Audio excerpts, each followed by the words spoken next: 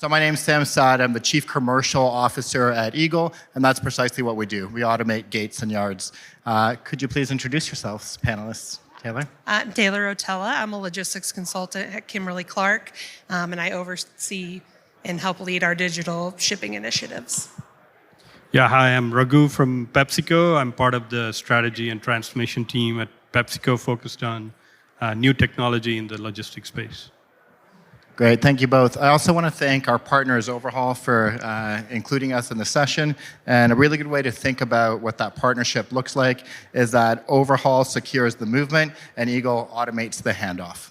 So, with no further ado, I'd love to pick your brain a little bit, Taylor and Raghu, on your experience with automating the gates and yard. And really, I think the best way to kick off is by identifying the problem. So Taylor, since you're closer to me, first question to you, but Raghu, jump in afterwards. What problem were you actually trying to solve at the gate, and why weren't traditional approaches sufficient?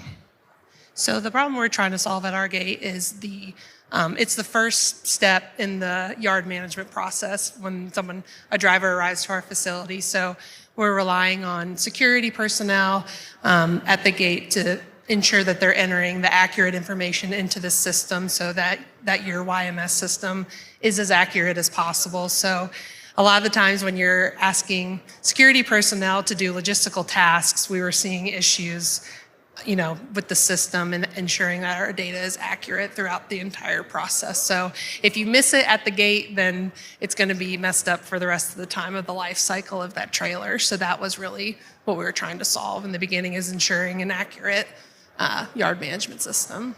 Great, that makes a lot of sense. So the gate is high volume, high throughput. It's an operational environment, so there are many stimuli happening all at once, and a human trying to capture all the right data points, input them into the system can be quite tricky. Is that a fair paraphrase? Yeah. Okay, great. Raghu, same question. Yeah, it's very similar to what Taylor just talked about, right? The problem to solve for us was, how do we limit the friction at the gate?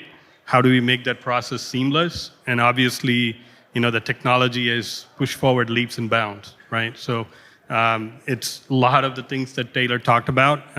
We've seen in our personal lives, a lot of technology that we deal with, and we're really taking a lot of that into our supply chain. You said you've seen it in our personal lives. I'm going to ask you a question here, and then feel free to give a correlative to the personal life side.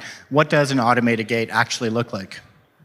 So for us, if you think about in simple terms, the personal life analogy I would use for automated gate is a toll booth system, right? I mean, there were years when a lot of us would stack coins and dollar bills to get through a toll gate, and you don't see that anymore, right? So if you think about that in a supply chain environment at the gate, a simple automated gate solution is really all about how can the data be automatically leveraging cameras, be fed into your system, and Eagle has its own dashboard or any kind of integration into your WMS or TMS.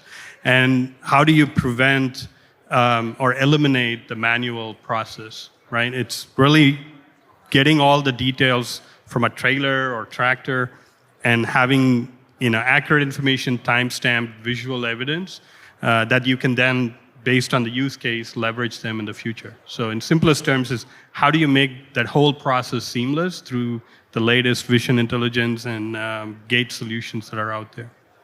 Great, thank you. Would love to add some numbers to it in terms of previous dwell time at the gate, current dwell time, and any other efficiencies that you've been able to measure to date. Open question to either of you. Yeah, so what we've deployed this at one of our distribution centers initially. It was taking about 10 minutes on average for the security guard to go through the check-in process with a driver. In our first pilot that we've seen during this past year, we were able to get that check-in to less than a minute and 30 seconds, and less than 30 seconds on the checkout. So if you times that by the check-in and check-out, we were taking about 20 minutes of driver time, having a back and forth with the guard and the driver. So we've seen a really big increase in driver throughput. That's fantastic. So, yeah, I mean, I want to share those numbers again because imagine going from 10-minute check-in to 30 seconds and a 5-minute checkout plus minus to the same, about 30 to 60 seconds. Raghu, any other metrics that PepsiCo has seen? Yeah, I think the same metric, right? And the way we were thinking more so is also the throughput of the warehouse, right? So when you go from 6 trucks that you can check in an hour to, if you think about a minute or 2 minutes, you're increasing that to 5 times, 6 times more. And so that provides a lot more capacity from a throughput standpoint to be able to check in and out of trucks. So we were, looking at the same, right? And in this due course, we saw, some of the other customers as well at Eagle, where it was less than 30 seconds. And that was the real value that is able to drive the total ROI. Right. So the way that I look at it is the TMS has digitized and offers control and visibility to everything that happens on the road. The WMS has digitized and offers control and visibility to everything that's happened in the warehouse. But the gate and the yard were these data black spots. And at the end of the day, you can make significant investments on the road and in the warehouse. But if you're getting caught up and delayed and you don't know why because of what's happening in the yard, then you don't maximize the investments on the road and in the warehouse. That's really what gate and yard automation is all about, maximizing end to end. Okay, speaking of, the title of the session is Redefining Security, Speed, and ROI. And I'm sure everyone here came to understand all 3 of those points, or at least one of them. So can you share a little bit about how gate automation is indeed redefining security, speed, and/or ROI? Maybe I can start. So when you think about those 3 things, right? ROI, security, which kind of dovetails to the point that we mentioned earlier, right? So the problem to solve was friction at the gate. How do we really leverage technology and the check-in time and being able to automate all the data? If you kind of stack all those up, it definitely talks about the ROI. And then I know from a security piece, one of the technology that Eagle offers 2 things, right? One, you have very clear visual evidence with very, very high accuracy rate that we've seen in our system. And then, Eagle also offers an RFID seal that provides, seal integrity as well as automating the seal information into that dashboard. So now you have complete visual evidence of the asset coming in and out of the truck, of the trailer yard, the truck's full information, portfolio of information. They also have, ways to validate the drivers if you are looking for driver security and integrating that into the gate, as well as the seal process, right? So if you think about the different friction points that you have at the gate and the different elements that take longer, we looked at the solution as a way to solve all of them at the gate and the yard, actually.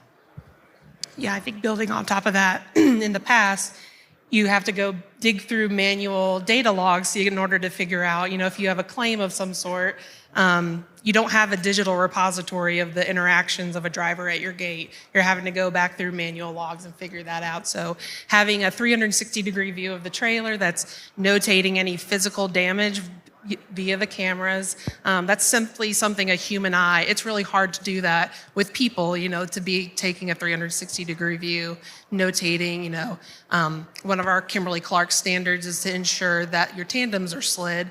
It's a safety feature that we ask our drivers, make sure that's all the way back. We have a camera now that can detect that to say you're out of spec, and a lot of times maybe the security guard doesn't want to have that conversation or forgets to do that safety check. Like, this is a repeatable, scalable solution to ensure your safety standards are being satisfied, and then being able to go back and have camera or video footage of a driver entering or exiting your facility that we didn't have before.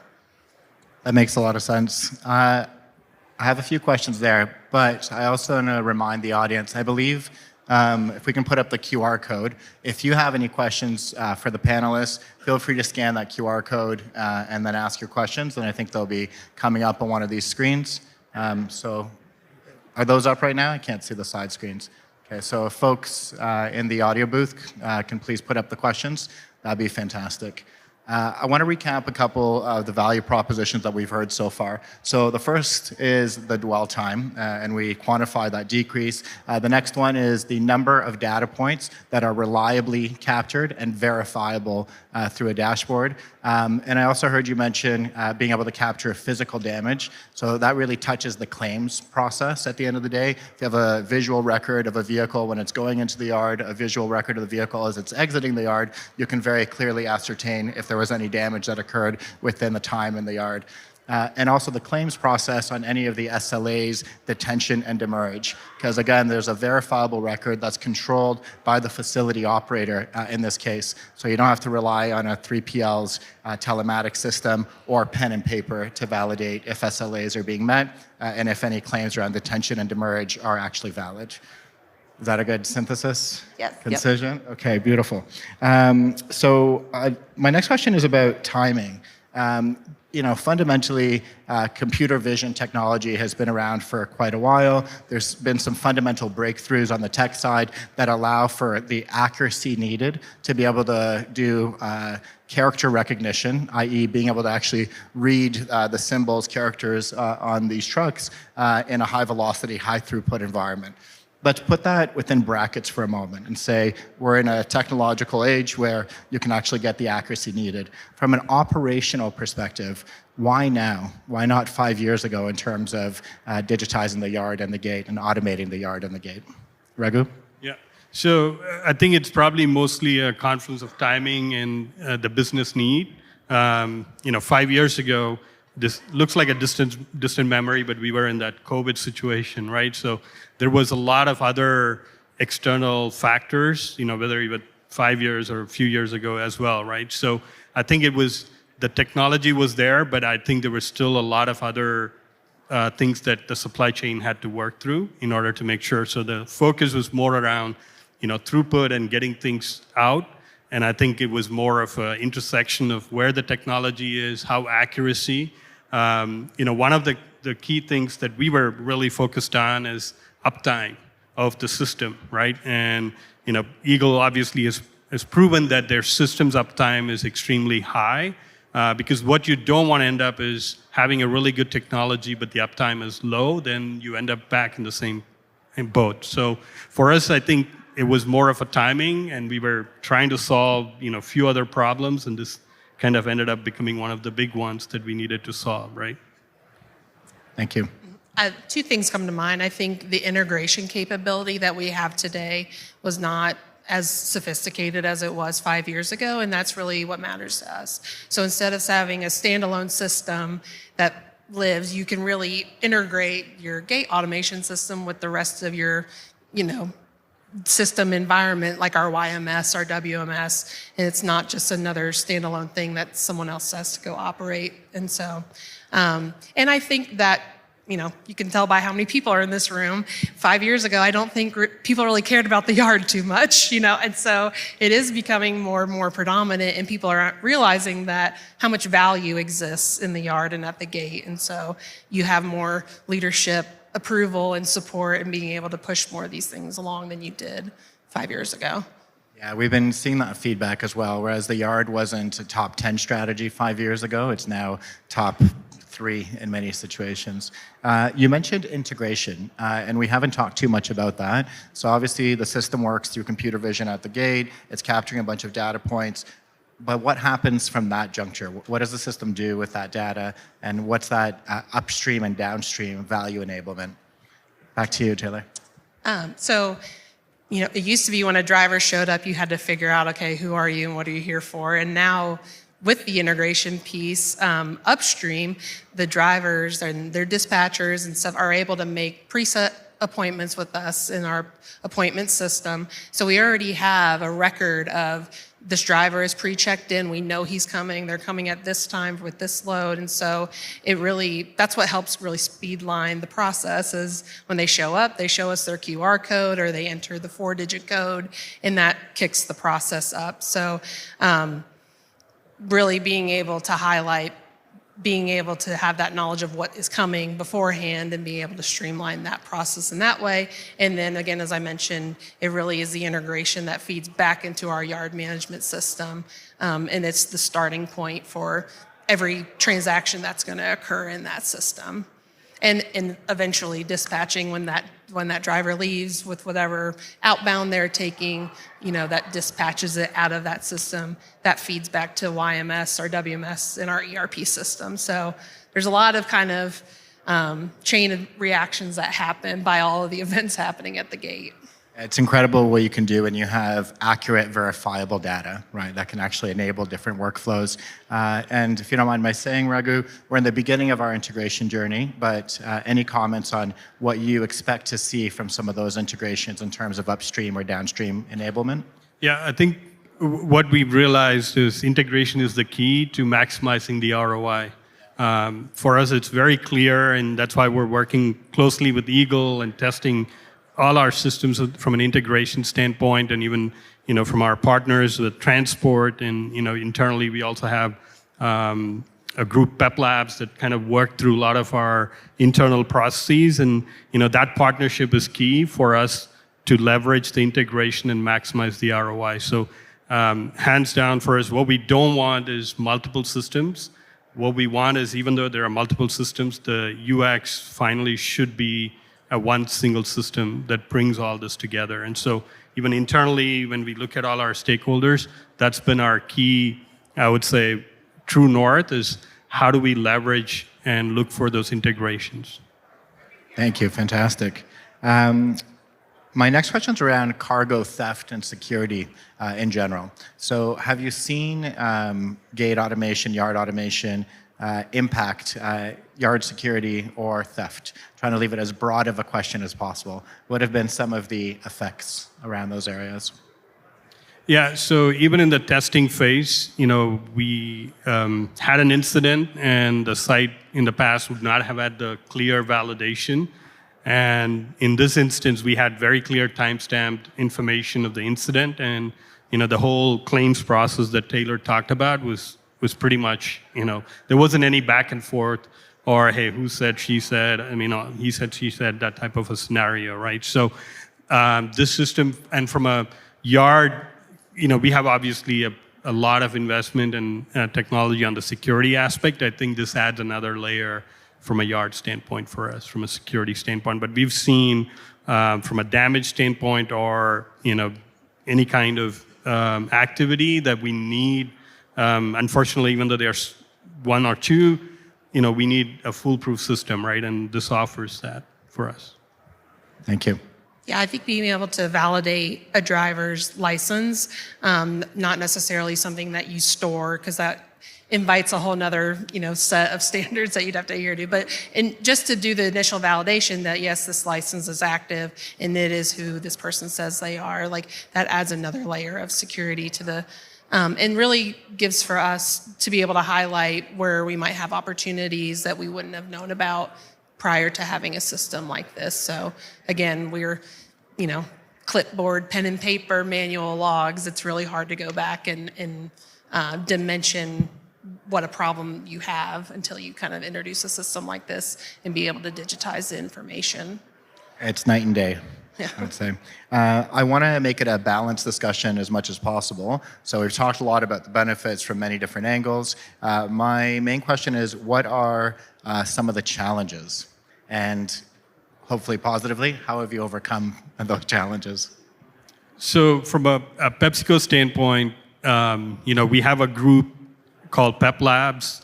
Some of you may happen to see them. So for us, from a challenge standpoint, that team actually helped me in this. It was a really good partnership internally to really go through the whole process of validating the right solution. Is this the right technology fit? And does this meet the presentation thresholds and all the sales pitch, right? So I would say having a focused team that really looks at a lot of these factors ahead of time. And we have, obviously, PepsiCo being a global company, we have all these different teams that obviously are focused on very specific nuances within this whole process. But I would say in my experience with this implementation, my Pep Labs partner really played a huge role in helping go through that because I come more from a business strategy angle, right? So kind of managing those two. And I would say the biggest challenge is really kind of, understanding all the different unforeseen issues that you may not know when you start the whole process, right? So there were certain things, it could be, and it varies by company, but it could be a contract language that could take longer, right? It could be a commercial issue that could take longer. It could be integration. So being able to, have a really good process that lays out these challenges. So we had challenges in each of these buckets that I'm talking about.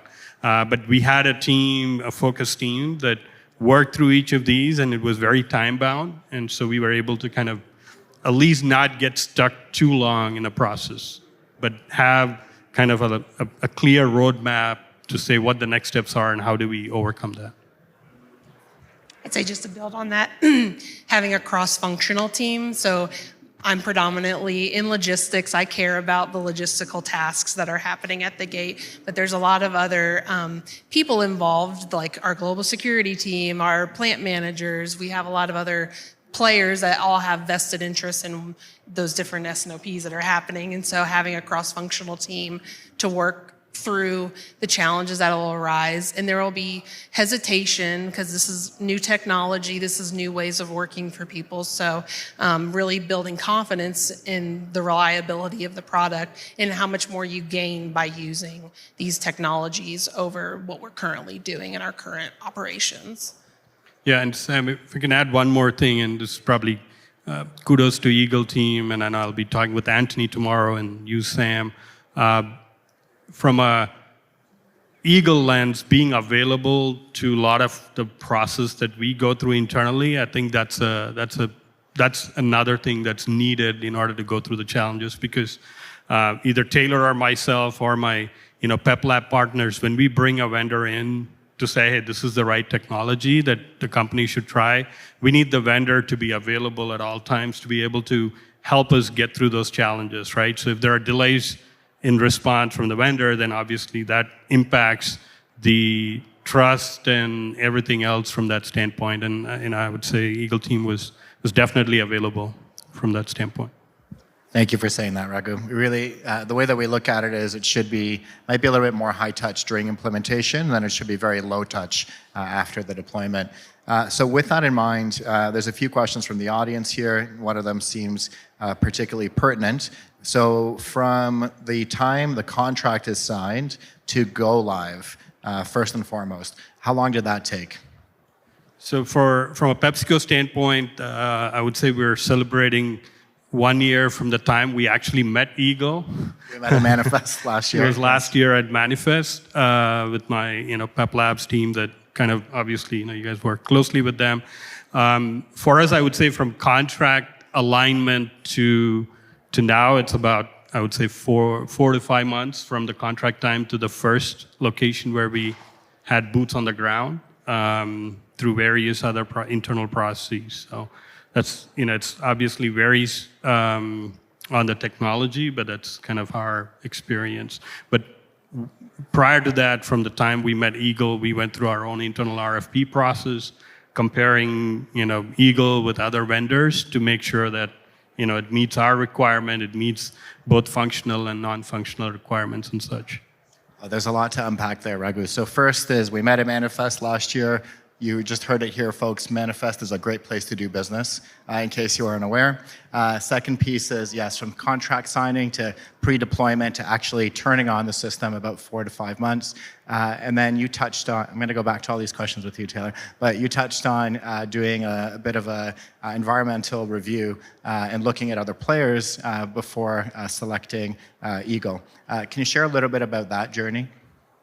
Yeah, so that's probably another, I would say, about 3.5, 4 months roughly. And that process again is involved obviously developing, first we need to be clear on what we want. So we had to develop our business requirements, both functional and non-functional, then going through the RFP process.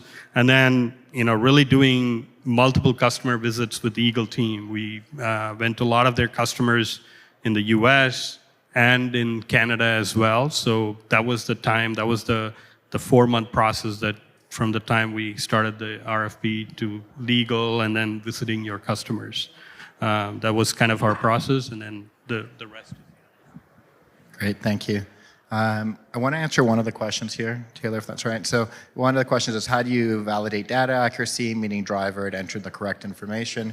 And this touches on a few items that we've talked about, but the way the system works is the first point of authentication is what the system sees. So what is on the actual vehicle, the USDOT number, the truck number, the trailer number, license plate. We then take that, and there's a driver workflow as well, where the driver pre-enters information into a secure web-based application. They just go to a website, and the fields that they enter information around are co-designed with each specific client. So it's what does the system see, what does the driver tell us, but then the last piece is that integration. So a bunch of API calls, the WMS, TMS, scheduling system, numerous other systems to validate that what we're seeing, what the driver has told us is expected within the system. And only after all three are authenticated within about that 30-second window does the gate actually open, and then other systems internally are updated.